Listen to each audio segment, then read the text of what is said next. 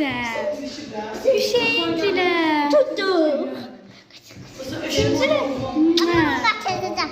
Yaxşı qaçaq. Mən də səndən qaçacağam, mən də səndən qaçacağam. Baxın, mənim xalam oğlu. Yaxşı, getdi. Mənim qucağımda qaçaq, gözlə.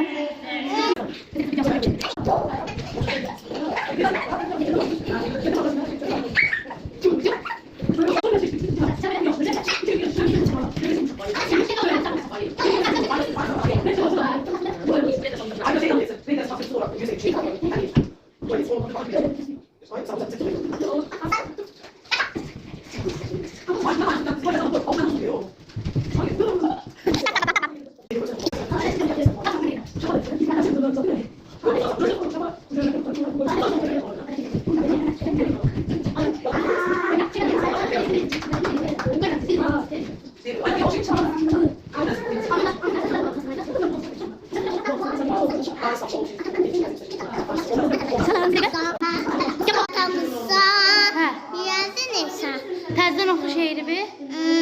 Atam mən üçünləri var. Çıtanın oxuyub yaşayacağım. Nətənlə bilədüm var.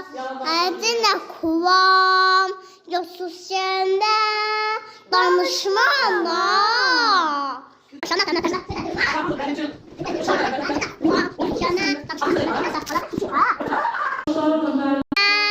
Danışmanda. İndi ora. Yoxsuz qalan qız var məni. Nəninlə oxuyub şaşanda tənlə. Bilədüm adinə kuvam. Yoxsuz səndə danışmanda. Yoxsuz səndə danışmanda. Sakin. Qoy oxusun sakin.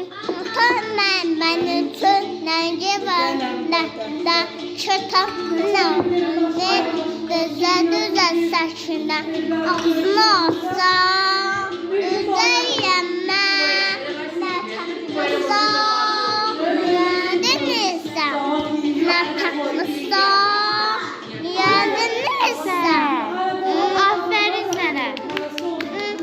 Hələ var, hələ oxuyur. Part 2-yə gəlin. Onlara da gəlin part 2-yə. Part 2-yə gəlin denən. Part 2-yə gəlin.